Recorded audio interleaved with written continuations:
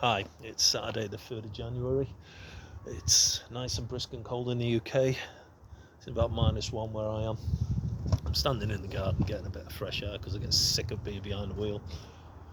I'm just doing a carry-on spitballing video from yesterday's regarding the 250,000 people that were granted British citizenship. Now, ultimately, this comes down to political parties making decisions and the Home Secretary, who is Shabana Mahmood.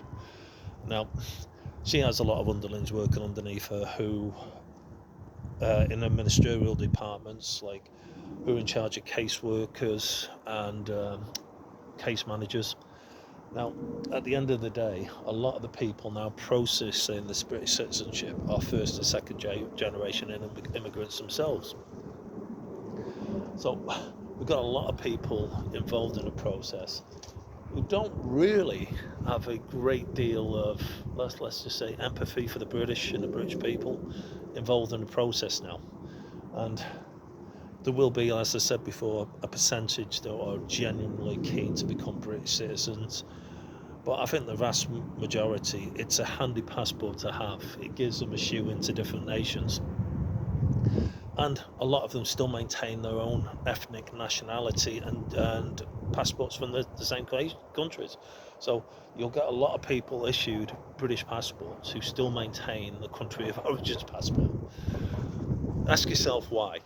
Anyway, what I'm also going to talk about is the fact that Reform hasn't got any real plans to deal with any of these issues.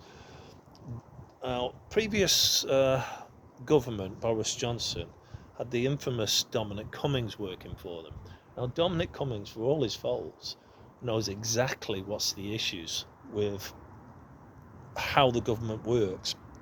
And I suggest a lot, if you've got any interest, is just listen to some of his talks about how the government and systems work. Now, it doesn't matter who comes into power now. Yeah, the only way you're going to make any changes that are of any relevance is to go back to root and branch reform of everything. And unfortunately, Reform's not got any plans through it. Labour certainly don't want to do anything with it, and the Conservatives haven't got any plans for it because they're not willing to disentangle themselves from all the systems that Tony Blair installed. And it doesn't matter when Reform wins the next election or not.